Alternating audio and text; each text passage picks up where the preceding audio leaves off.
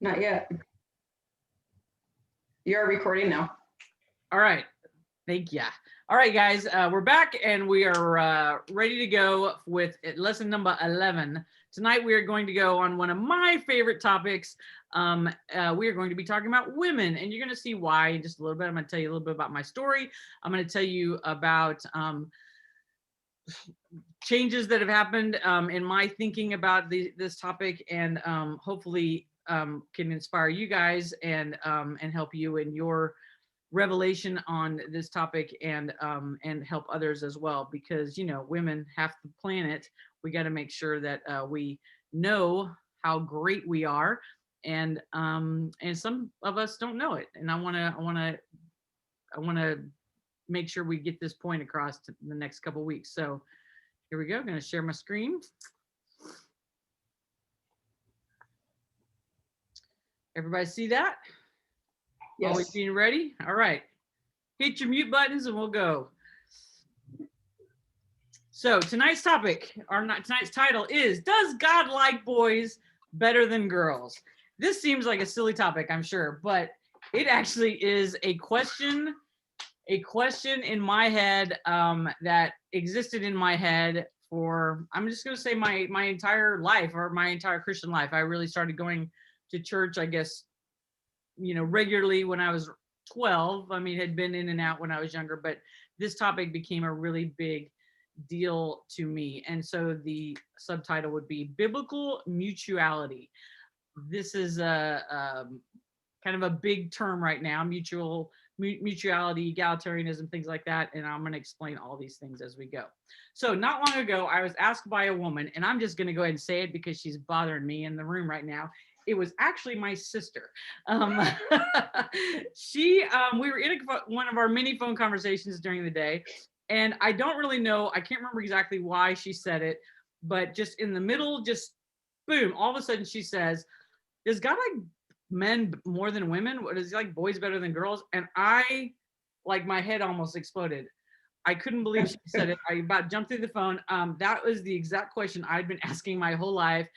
And I had kept it quiet. I had not told anybody this question in my head. I had not discussed it with people. It was something that was kind of overwhelming to me. And when she said it, especially when she said it in that kind of a phrase, not just, I don't understand men, women, the Bible, blah, blah, blah. She said it just like this. And I guess because we're twins, I guess that maybe that's what it was. But women are often told that we are less than in the church. And we're told this in a lot of different ways. And this makes women question how God looks at them and what their relationship is with God and with their church. So I'm going to tell you a little bit about my story. I'm going to tell you how I was taught. And I have a feeling that this is going to be true for a lot of you guys, because if you were raised in any kind of a church situation at all, you were taught this. Now, these teachings were not necessarily directed at me. They weren't like, I wasn't sat down and told this. This is just what I absorbed over my years of just being in church, being in a church school, and just being around Christian men and women in my life, including my folks. And it's not really anything against them, because this is kind of the way they were taught as well. So number one, women are to submit to men, as one of the teachings that I absorbed.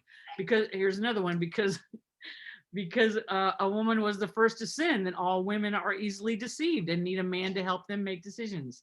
Wives are to submit to their husbands, because husbands are in a place of covering, are held more accountable to God.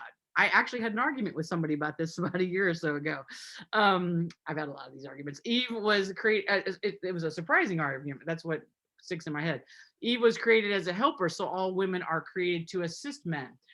I read books on dating and marriage that always spoke about the importance of women being in submission.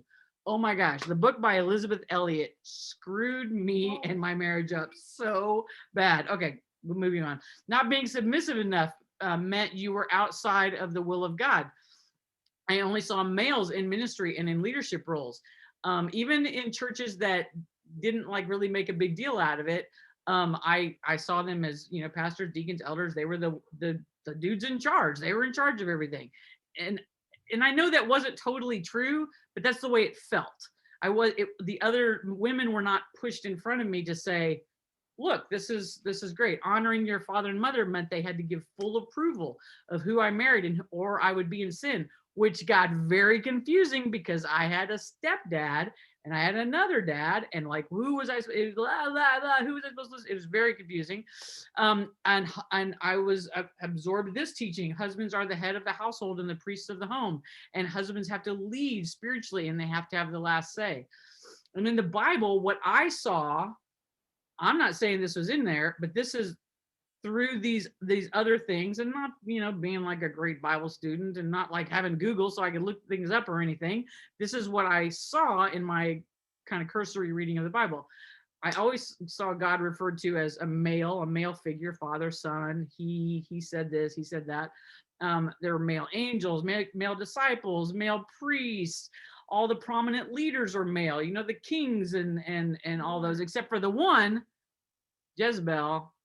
They always like to tell us about Jezebel, don't they? Yep.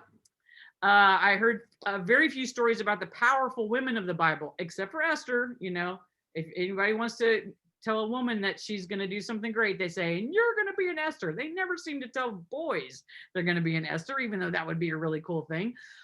And it appeared that Paul did not want any women ever to lead or teach. There's those Bible verses. I was actually called a Jezebel one time by a teacher in a Christian school because I didn't finish my homework. I think I might actually have this on here. God created a male first is what I saw in the Bible. And this one really screws everybody up. This is the umbrella diagram developed by Bill Gothard. Oh, what a horrible, horrible man he is. He's done terrible things to people, and I don't mind saying it on tape. And this came into my family life, and this was a part of our upbringing. Christ has overwhelming, over blah blah umbrella of authority. The husband is under that, being covered by Christ, and then as you can see, that protects the wife and the children, and who are then the wife manages the children in the home. Of course, that puts the wife on the same level basically as a child. But that's what I was taught, and that was accepted, and that has screwed up a whole lot of people. One of the most difficult things that I dealt with after I got married was this teaching about head of the household and the priest of the home. This made me feel extremely guilty for disagreeing with my husband. And if you know me, you know I'm a very confident, opinionated, brilliant woman. And there were some disagreements. There are still some disagreements. I was terrified to look up the verses. Head of the household, priest of the home. I was terrified. I thought, if I don't look up those verses, then that means that God won't totally hold me to that. And so that means I won't be like disobeying them because I didn't actually study them. This was like the weird thought in my head. And then one day I'm reading online, I stumbled across these words. Nowhere in the Bible does it say the husband is the priest of the home or the spiritual head of the house. Y'all, this was only 6 years ago. My life changed immensely, immediately, 180 degrees, everything upside down, flip flop. I wanted to cry. I wanted to scream. I wanted to yell. Thank God for Google, because then I could just keep going. Boom, boom, boom. What is happening? What is going on? I start looking up articles, looking up words, looking up things. I wish I could remember where that article was. I wish I could remember what that exact moment was. I mean, that exact page was that I was on, because it changed everything, brought me freedom I had not known my entire life. I've heard of other people talking about when they started doing this kind of research, the tears that would come, the knowing the freedom that they had. I discovered terms like egalitarian, complementarian. I drove everybody in my life crazy. I just started saying everything. I would read an article, I would talk about it. I'd read an article. I had so many questions and they were answered so quickly. I remember I would be so upset. I'd be driving down the road. I'd be, thinking through, feeling guilty that I had another opinion, or feeling guilty that I couldn't keep quiet, or in a situation with, whether it's my husband or another male or something like that.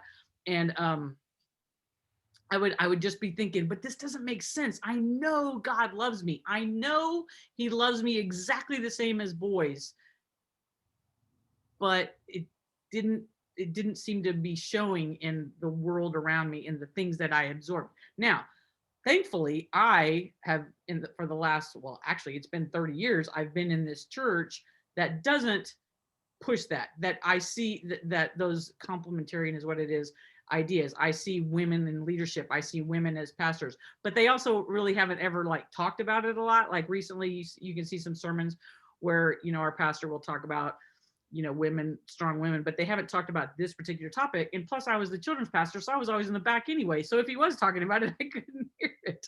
So, but it wasn't a big deal. And I think it should be a big deal. I think should be something that's taught as often as possible to our young women and to our young men, to say, there is the way that you are taught in, or maybe absorbing these things. We need to look deeper at. I've been saying for the last several weeks, it's all about context in the Word of God. It's about looking deeper into the things that God is saying, wants us to know, and we have to dig. And the way that my husband and I worked together so naturally, all of a sudden made sense, because we already functioned that way. And disagreeing with him was okay, I realized, and having an opinion in our brain was okay, I realized, and being a leader was okay, I realized, and being a woman was okay, I realized. That's a really big deal, you guys. I gave this talk to the teens that I was teaching last summer. It was one of the last lessons that I gave before they ended up all going off to college and everything. And I was just standing up in front of the TV, and the kids were all out there, and it was mostly boys in the room, and they're all like, you know, 18, 19 years old. And I said this phrase, I said, and being a woman was okay. And one of the young men, God bless him, started laughing, and it was like, being a woman was okay. Why would that be a problem? You know, like fire shot through my spine so fast. I whirled around on him and kind of jumped him like, yeah, I did it. You know, I don't remember what I said. It was rough. And then I like had to reel it back in, because I realized, man, it was still a pretty touchy subject for me. It was a big deal. And, you know, he and I are fine. It was no big deal. I don't think he realized, because I held it in, but my whole body went on fire. I mean, adrenaline just shot through me. And it was the feeling of not feeling good enough as a girl, as a woman, is so deep, and such a deep trauma, I guess you could say. And I haven't even had it to the extent that a lot of women in a lot of churches have. I mean, I read a lot about these other churches and women and ideas that they have gone through or are going through that's so much worse, and have gone through it, are still going through it to such a deeper level.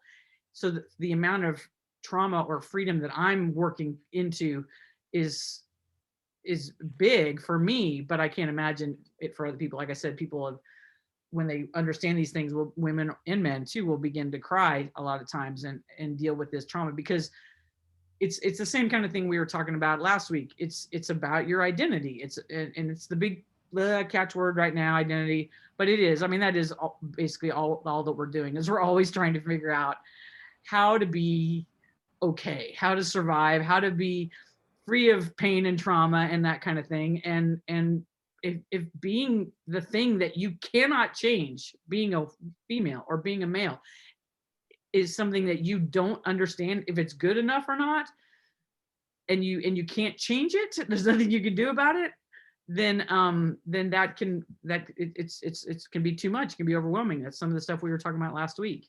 I learned things in my Bible I had never been taught before. When all this revelation started coming, I learned things like Adam might not have been made a male. Don't freak out, you guys. Might have been, most likely was more of an androgynous male female being, because there's no reason for him to be a male, because there was not a female yet. So that splitting of male, of the human, because the word is actually human until the woman shows up, and then it becomes male. It's all the Hebrew, lingo and stuff. We'll probably do that next week. But I used to sit around and think about that. I used to think about, how could he be a guy? That doesn't make any sense. But why would God make a man first? But I guess I guess that was the most important thing, that he made a man first. I mean, you guys, I cannot even tell you, like 20 years of this craziness in my head.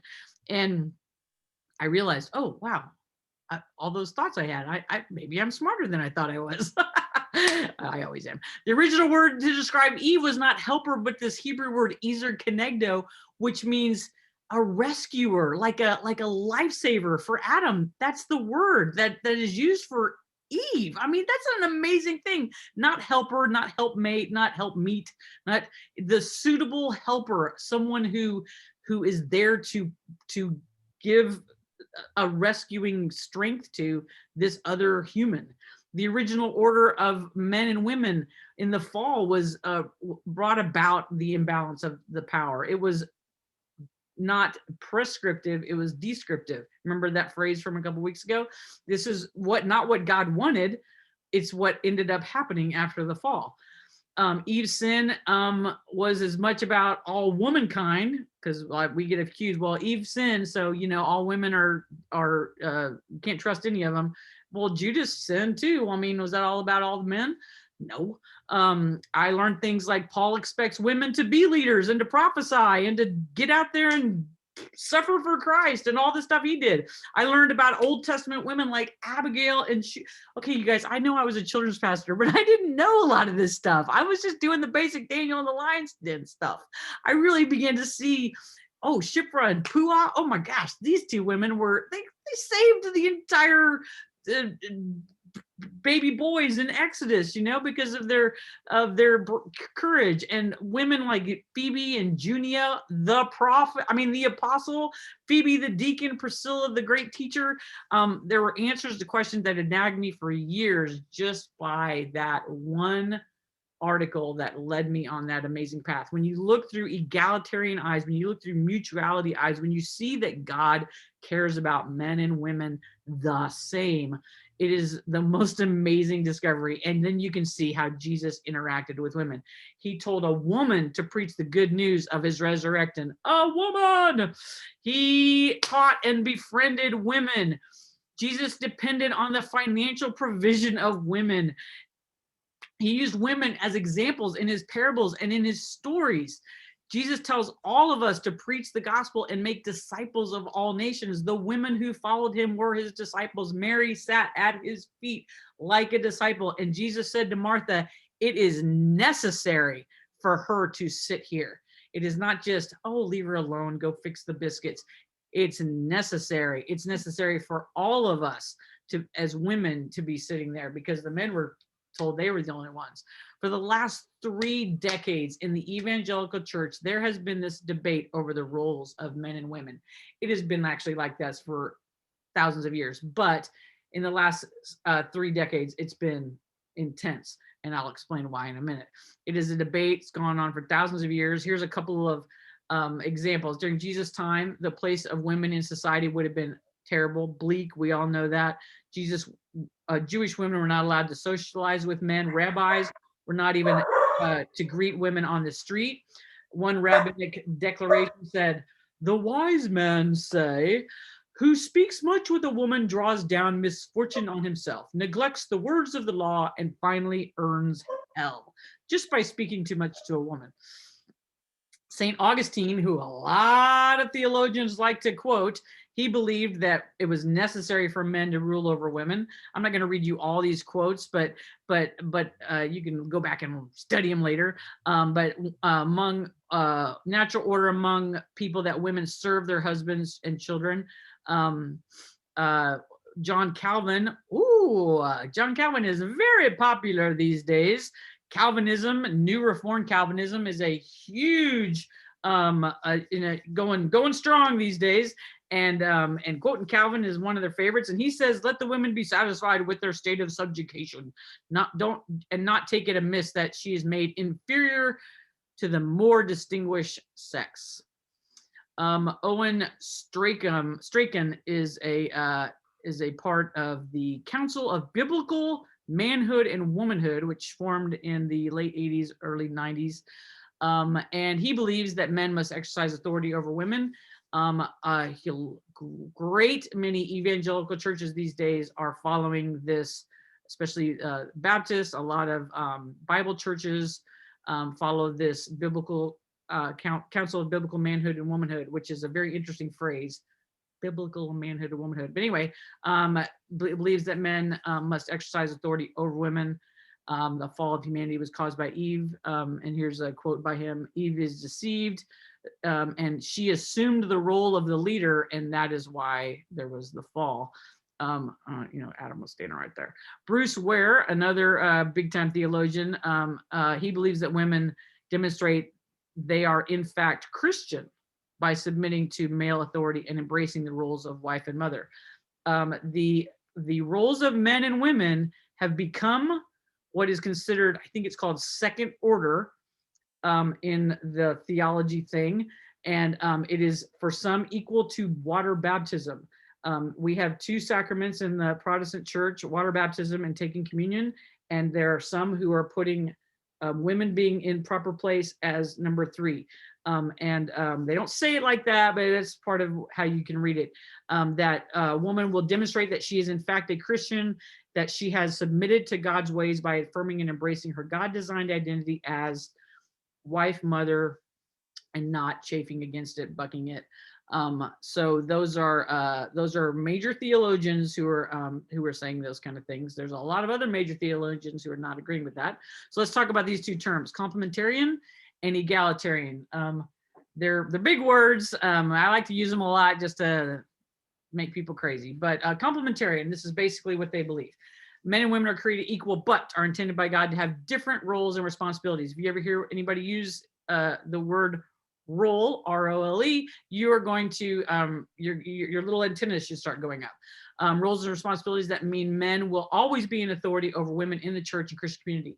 There's a little bit of a difference. Some of them say, well, it only has to do with men and women in their household, and then also in the church structure. Like you will never see a woman pastor, unless they're over the children's ministry or sometimes the youth ministry, and that kind of thing. There's actually, I cut it out. You'll be happy because it was very long, but there's a list put out by Wayne Grudem of all, it's like 83 or something like that, of a list of all the jobs in a church and which ones men are allowed to do and which ones women are allowed to do. It's like, you can lead the choir, but you can't teach young men if they're over 18, and you can only lead these Bible studies and men has to be with you. It's very, very descriptive. It's very interesting. A great many churches, just because you may not go to a church that does that, but it's very popular. This also requires submission of all wives to their husbands, does not allow women to hold positions of any kind of leadership, and teaches this concept of biblical manhood and womanhood. Egalitarian, or some people like to now call it mutuality, teaches that men and women are completely equal, created equal by God, but are called to roles and responsibilities and ministries not in regard to their gender, but in their callings and in their giftings and in their discipleship. Men and women are equal partners in ministry. They practice mutual submission in marriage. Do not believe that the Bible teaches one definition of manhood or one definition of womanhood, but instead tells the stories of many men and women who are gifted and called. At the bottom, I am linking different things, and I'll put all these on my resource page as well, but just kind of help me with keeping my notes. But if anybody wanted to type in all those things, that's how I'm getting some of these things on our pages. So why does all this matter? Why is this such a big deal? Besides Stacie got freedom, why does all of this matter? It really does have very deep, profound implications on our theology, on how we relate to one another, on how we view ourselves. Think about it. If you feel confident, you can walk up to a man and say anything that you need to say, anything God calls you to say. But if you have a hesitancy that you believe that God might be angry with you, or you would be sinning if you said things in a certain way simply because it is a male, or if you had a disagreement with your husband or possibly even your father, anything like that, how you relate to them changes, how you view yourself changes. It matters. These kind of things matter. It has to do with the career choices we make. If I'm called to be a pastor, if I'm called to start companies, if I'm called to go overseas and be a missionary, which a lot of times they let women be missionaries, but they don't let them be the pastor of a church. If the missions gets too big, they go ahead and send a man over there to take care of it. So the career choices you make, if someone says, well, that's a great career choice, but yeah, but you're a woman, so you can't do that. Or you got to make sure you get married before you get to do that. Those kind of things make a difference if you have that in your head. The kind of marriage you choose to enter into, what you believe God will or will not call you to in your lifetime. Once I got all this about 6 years ago was right about the time my oldest was graduating college. She was starting to, seriously date and things like that. Oh my gosh, the things that she had to listen to me from, it began a whole series of things. I said, listen, you're going to start dating. I'm going to teach you what I'm learning. If you agree, you need to make sure that when you start dating someone from the church that you're going to, because I knew the church that she went to, and I knew that they taught biblical manhood, womanhood, the church she was going to at the time. And I said, you need to make sure that anybody you're dating knows that you don't agree with that. You need to tell them, if we ever get married, this is the kind of marriage we're going to have. It's going to be egalitarian. I'm not going to put up with that crazy stuff. And she had some arguments with some of her friends about it, some of her girlfriends about it. And thankfully, the guy she ended up with, he was like, that doesn't bother me. I wasn't raised in any of that. Totally fine. I like it. You're a leader. Let's go. And I've had that conversation with every one of my daughters, and with my son too, that they need to make sure that they are upfront about it. Because if you're dating Christian young men that are been raised in church, they're probably going to have these same kind of ideas. So you guys, this has to be part of the discussion. You discuss where you're going to live. You discuss what God plans for you, and you discuss who's going to be in charge. And guess what? Everybody's in charge, except for kids. Kids aren't in charge, but men and women are both in charge, right? So those are important topics that we have to know why that's why this matters. Here's some examples. In 2008, after 18 months of study, a church called Irving Bible Church, which is right down the road from us, gave a woman access to the pulpit for the first time in their 43-year history. But they began to think about it. The elders, the male elders, of course, of their church started saying, there's something amiss. We need to start studying the Word. They got in the Word. They dug, and they took 18 months, every one of them, and they came together and they said, this is what we believe. We believe that women do have the right to teach. As opposed to what they believed before. They did a deep study of it, and that's what they said. It was a big deal. It made the news. This is in Texas, y'all. It made the news. And there was a huge outcry. The Baptists got mad. The other non-denominational Bible churches got mad. And Reverend Tommy Nelson, who just happens to be right down the road from me, got up and said, this is dangerous ground. He's a pretty famous pastor. He has a pretty big church. And he said, if the Bible is not true and authoritative on the roles of men and women, then maybe the Bible will not be finally true on premarital sex, the homosexual issue, adultery, and any other moral issue.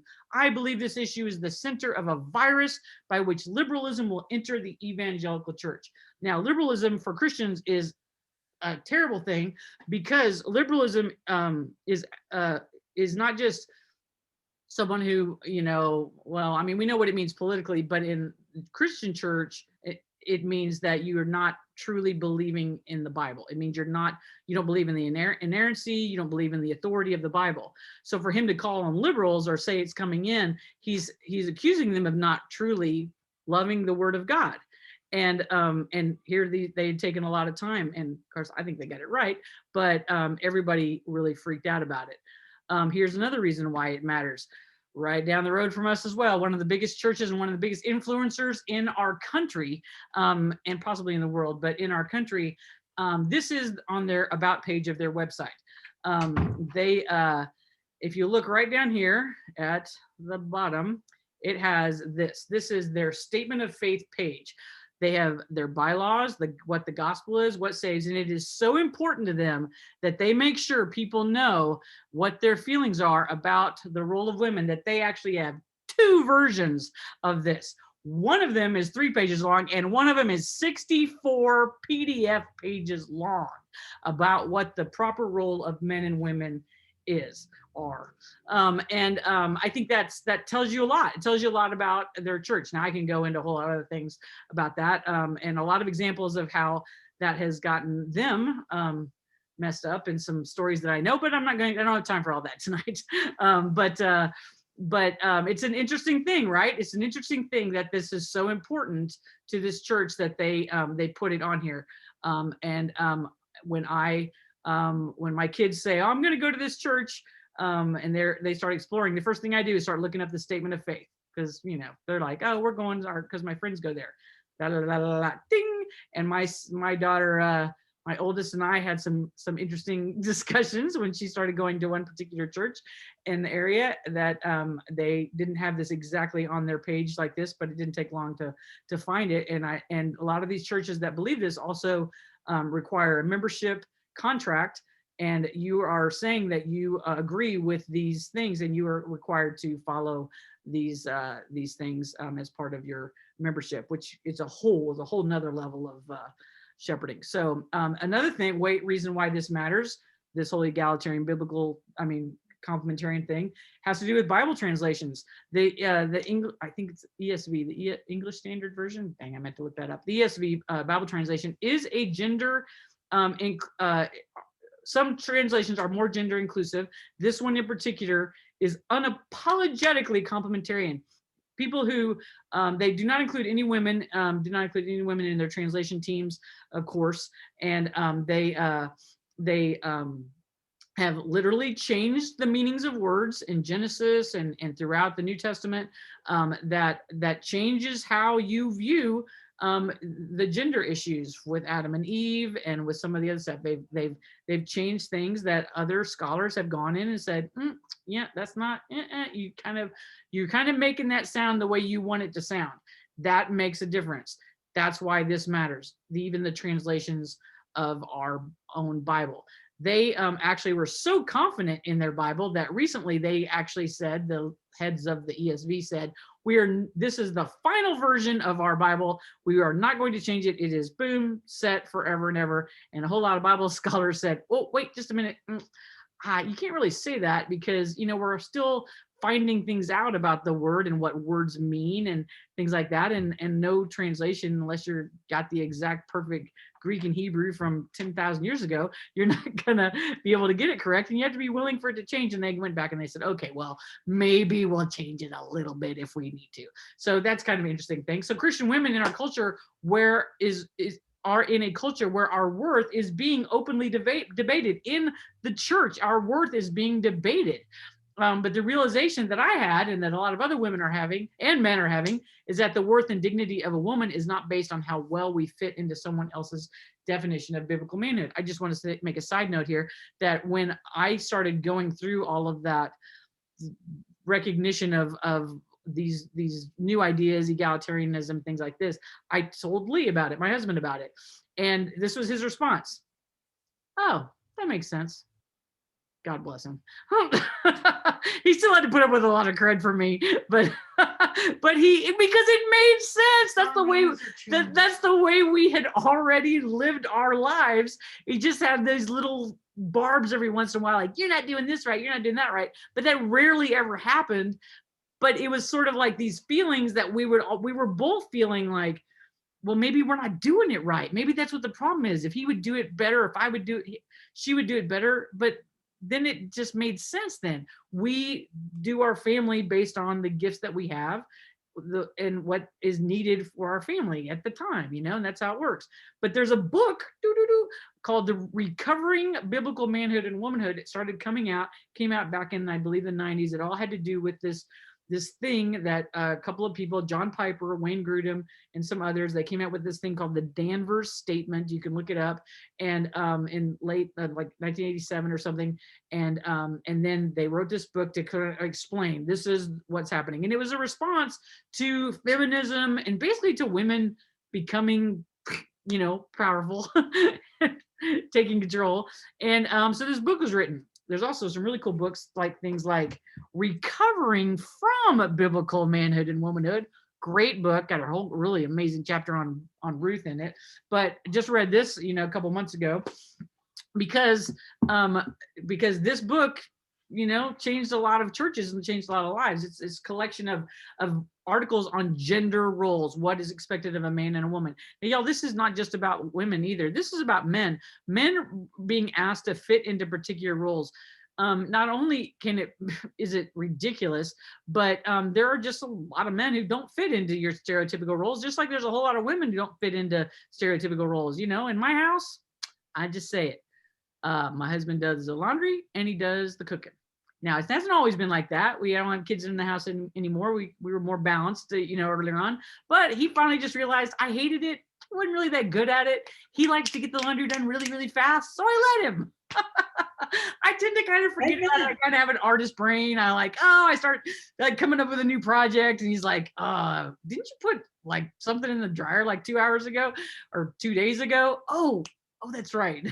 So that's stereotypical feminine things, and he also is like, I don't really like, watching a lot of sports, but that's supposed to be a guy thing, right? And, if you ever see my husband, he looks like your stereotypical guy. He's tall, he's got muscles, whatever. But, he doesn't like a lot of things. He doesn't hunt, he doesn't fish. He gets uncomfortable, around a bunch of manly men who do that. He doesn't know what to do with it. And I'm like going, hey, let's talk about the Cowboys. Let's talk about the Chiefs. Let's talk about baseball. I know stuff about lacrosse. I mean, the ridiculous things in my head. That's a stereotype that's not fair to expect men and women to fit into those kind of roles. And that's what these kind of books and these kind of ideas do. They have a council of biblical manhood and womanhood that promotes these gender ideas. The worth and dignity of women and men are not things that should be debated. And the worth of dignity of men is not determined by the job they have, how much money they have, definitely not their ability to exert authority over other people. And women, our worth and dignity is not determined by how we were created and whether we were our first and last. We were created, both of us, in the image of a living God who loves us and loves everything about us and loves that we're boys and loves that we're girls. And to understand the reason it's important for women to know they have dignity and worth, all you have to do is look around the world. Why is this important? Because the majority of humanitarian crises are happening to women. And honestly, it's not just women, it's women of color, it's women of disabilities, it's women in poverty. That's the ones we should be out there helping and looking at. 70% of those living in poverty are women. Millions of girls are missing from today's generation because of preference of sons over daughters, gendercide, selective abortion. We know about that from Asian countries, and just the ability now to choose male or female, and because we can see with ultrasounds whether it's going to be a boy or a girl. You go, I didn't want a girl, so yeah, just go ahead and abort that one. We'll wait till we get a boy. That's yeah, that's evil. Gender-based violence. Rape is a weapon of war. A third of the world's girls are married before 18. Child marriages to adult men. Oh, what a horrific thing this is. 125 million girls have to undergo the FGM terror. Sex trafficking is horrific. We're hearing about it now with our border crisis, that a lot of people are coming, and there's so many rapes of women, and especially young girls, and of young boys as well. In the US, 1 in 5 women report a rape or an assault, and women are in desperate need to hear that they are created by God, that this is not their fault. They don't deserve this because they're women. That is what many are told. This doctor, Catherine Bushnell, she was in the early 1900s, but she was one of the first women, youngest women to ever graduate from this women's medical school. And she actually got her license. She went off to China, became a missionary, and then she came back to the United States, and she started leading efforts to rescue girls from brothels in India and the United States. And she realized and began to tell people, this is a problem because of religious traditions, Christianity, Hinduism, Islam, Buddhism, that teach that women basically deserve this kind of treatment, that there's an innate depravity in females. She saw that women were devalued, and she saw it as the root and and she wasn't just trying to go against religion, you guys. She saw the root of it was in the religious, not just Christianity, but religious ideas that women are supposed to be under men, subjugated to men, and that is what drove and still drives the sex industry. A woman is of, this is her quote, a woman is of as much value as a man, and people will not believe this until they see it plainly taught in the Bible. That's why this is important. Women need to hear that they too have a place in the kingdom, that they can use their gifts, their callings, serve as leaders, and not just, oh, you can do it, baby. You can be anything you want. We have to specifically, just like we talked about last week with the sexual identity issues, you have to sit them down, look at them and say, this is what God says. This is where it says it in the Bible. This is what this really means. This is who you can become. Look at this woman, and look at this man and who they are, and believe that it's not don't believe that it's a sin to have an opinion, to be able to become anything you want, or to be single, or to not have kids, or to go off and make all the money that you want. In the days of Jesus, the Jewish rabbis had this particular prayer, and I think some still pray it, and they would pray it every day. Blessed art thou, O God, for not making me a Gentile, a slave, or a woman. The Apostle Paul, as a rabbi, would have prayed that prayer probably every day of his life until he had an encounter with Jesus. And then he wrote the Galatians, and he said, now there is neither Gentile or Jew, slave or free, male or female, for we are all one in Christ. Those exact same words from that prayer he put into this quote, and many theologians believe that it is in a response to this prayer, him saying, look, this is not the way we're supposed to be thinking, Jewish people, rabbis and rabbinettes. This is who we are. We are not looking at Gentile or Jew, slave or free, male or female. We are just one. And then he began to tell them how to use their gifts and their callings, being careful of this, being careful of that, but always seeking to prophesy and to pray for people and to spread the gospel. And he expected all men and women to do that. Our worth and our dignity in women as women is not determined by getting married, being quiet, having babies, being submissive. That biblical manhood and womanhood concept, whether you're officially under that or not in your church, or have even read the book, that is what is being taught. You have to, you're not really truly following the things of God unless you are seeking to get married. That's why a lot of young people in Christian churches these days are pushed to get married quickly, because that is how you keep from sin. And you also have to be very careful that you take care of your husband. And I was actually told one time by a woman, she was much older than me, and I was very early in my marriage, and I was telling her some personal things, some intimacy issues, and she said to me, if you do not give your husband enough intimacy, he has the right to go and find somebody else. And okay, now I knew that it wasn't true. I knew that, but as with anything, an older Christian woman who I loved and respected, that'll mess you up as a young woman. Those kind of things, that's difficult. So what are women allowed to do? What does the Bible really say what we're allowed to do? Let's look at a couple of things. All right, I'm going to throw a couple of things out there. You see if you can figure out, well, it's going to be more than a couple. It's going to be like 25. But you see if you can remember, or you can name the person that I say is doing this, okay? This is a woman who disobeyed those in authority and jeopardized her own safety by rescuing young children from danger. Anybody you can think of in the Bible who did that? Here's a couple of them. Shiphrah and Puah. They were the midwives in the time of Exodus. Moses' time, they saved all of Miriam and Pharaoh's daughter, both rescued a baby.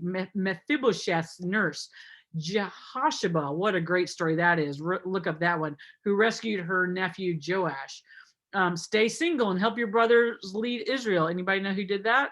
It was Miriam. How about perform sacred duties for the Israelites in a sacred space? There are women at the entrance to the tent of meeting. We don't know their names, so we don't get to talk about them like we do Aaron and all the other priests and stuff. But there were women who were serving in the tent of meeting and doing important duties. Who was it that was thinking and acting quickly to save their husband from imminent death? Zipporah, love Zipporah. Michael, Abigail. Oh, I love Abigail. She's fantastic. She, had a backbone. I love a woman with a backbone, and a man who dressed like a prostitute, had sex with her father-in-law so that she could have legitimate children and was praised for it. Anybody know her name? Tamar. Say her name loud and proud. Tamar, an ancestor of Jesus Christ in the genealogy in Matthew, right? Committed treason against her own people in order to help Israel and cut a shrewd deal to rescue your family. Wrong. It's Rahab. Petition for your legal rights. If you guys get this one, I'll be impressed. For your inheritance, have your story told on 3 separate occasions in the Old Testament. These people, whose name I can't pronounce, is Zelophehad's daughters. What an amazing story they had. Do a great job in leading and judging Israel, speaking for God, which includes giving orders to the general of the army. We all know that amazing woman. It was Deborah, and Deborah does not get enough credit. If you say, well, if women aren't supposed to lead, what about Deborah? And they all go, well, she was only there because a man wouldn't do the job. Okay, it doesn't say that anywhere. What are you talking about? It doesn't say that, but they have to say something, right? Okay, what about who killed the generals of enemy's army by driving a tent peg through their skull or by decapitating them? Y'all know JL. Do you know Judith? Oh, that's a good story. She's not in our regular canon, but she is a legendary story in the Bible, biblical history. Mortally wound the leader of an army that is attacking your city by nailing him with a millstone. I think my sister would do that one. Oh, the woman of Thebez. Wouldn't it be cool if we knew her name and she was talked about all the time, right? Like Daniel. I mean, Daniel's cool, but let's talk about the woman of Thebez. Be more spiritually astute than your husband. We love this one, right? Samson's mother, Abigail, the woman of Shunem, Elizabeth. These are women who knew stuff, you guys, and did something about it. Be a spokeswoman to successfully negotiate with a military general for the deliverance of your town, as well as being a living repository of oral lore. The wise woman of Abel Beth Makkah. That is a cool story. It's not long enough. I wish there was more, but she saved her whole town, and was someone who. She was just cool, you guys. You gotta look her up. Make the first move in securing a husband for yourself. Ooh, we know this one. Woo woo. I told you I got a really good story in one of these books. I can't remember which one, about Ruth, if you want to read it. Uncovering his feet. It was Ruth. She was amazing. Be a prophet and a royal advisor. Huldah, you guys. She was a prophet. Miriam was a prophet. Deborah was a prophet. Isaiah's wife, Anna, Philip's daughters were prophets. There's some really cool legendary things about Philip's daughters. They apparently did some pretty amazing things after, outside of the Bible and history. Who built towns? Okay, the daughters of Shalom, but wouldn't you like to be named She-Ra? I mean, come on, you guys remember your childhood. She-Ra was like the cool cartoon, right? So so she built towns.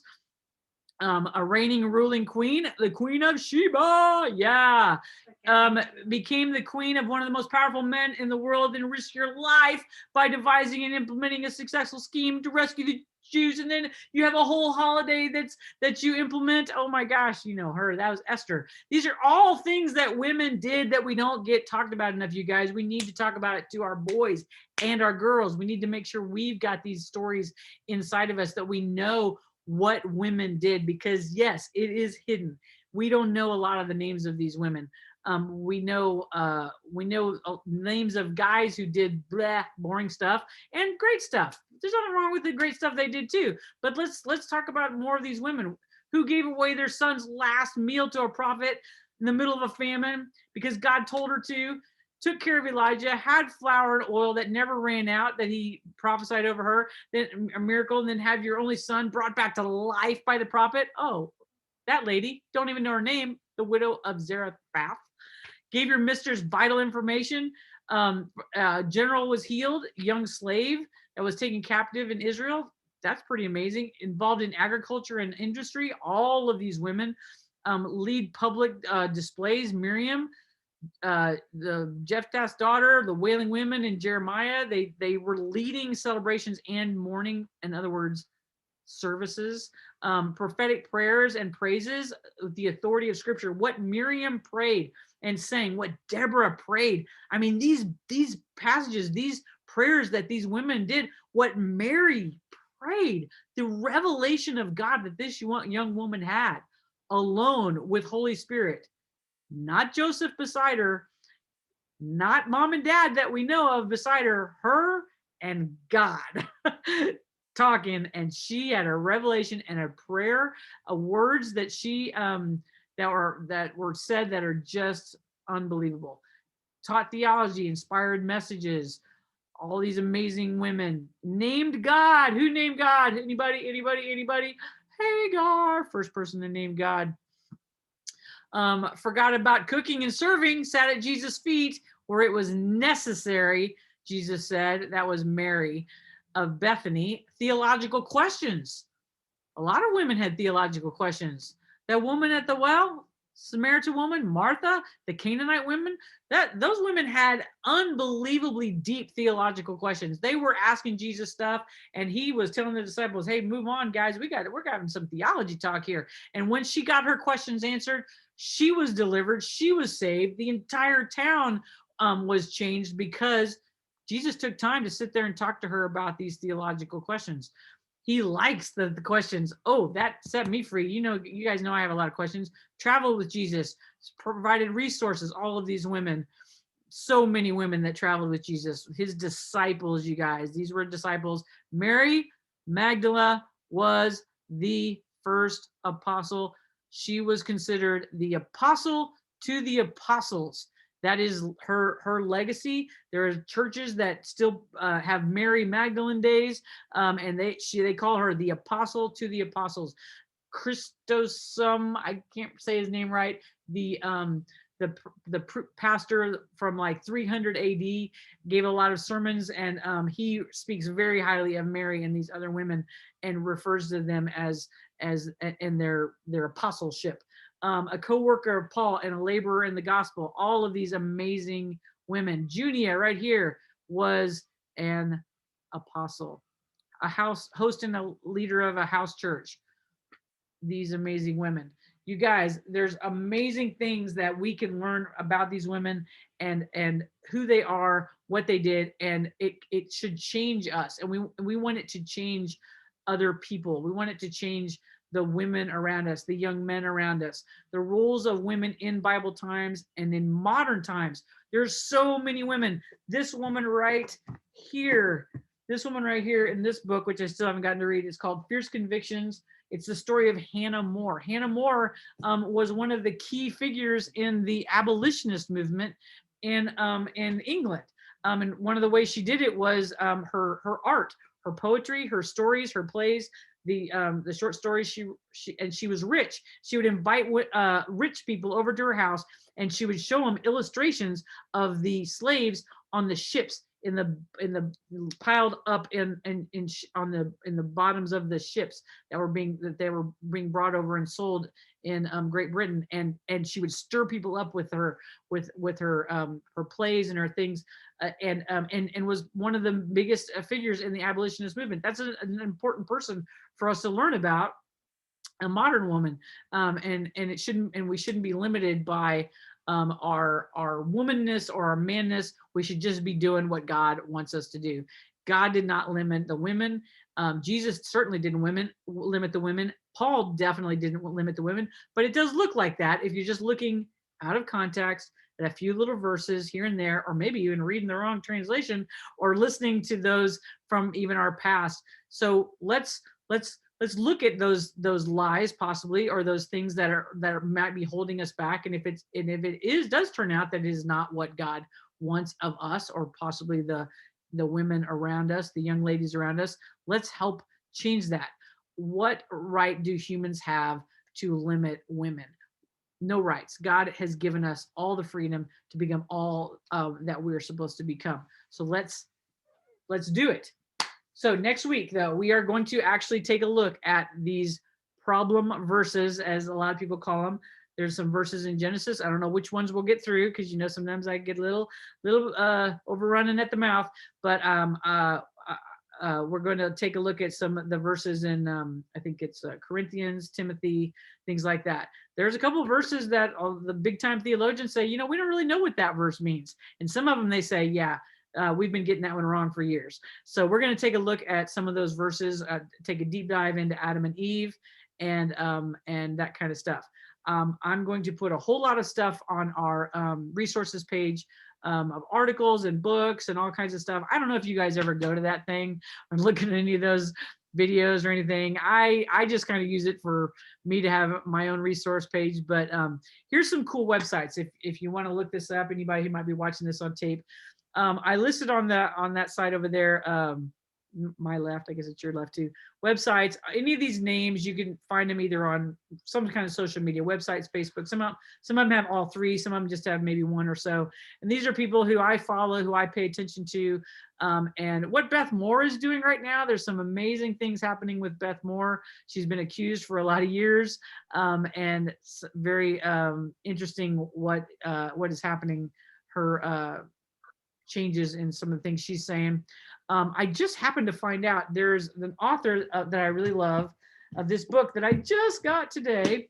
This author, Scott McKnight, and Beth Allison Barr, who is a historian, who is a professor at Baylor University, and they're having an author conversation, and actually two other authors, and they all have written books by this particular publishing company.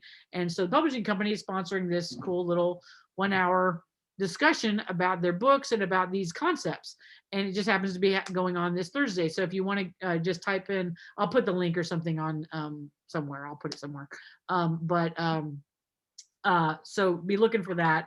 And it might just be something you can just watch either live or later on. And if you're interested in some of these other authors and what other people are saying who have done a much better job historically in looking at these topics and digging into the verses, because I'm just repeating what they say. You guys know I'm just like taking a whole bunch of other smart people stuff and trying to make myself look smart. A really amazing woman named Kate Wallace. She and her mom started what's called the Junia Project down there on that list. And she does this really amazing talk. So if you want to just type her name into YouTube, and that's what the title of the YouTube video is. And it's her giving a talk at Biola University in their chapel one day.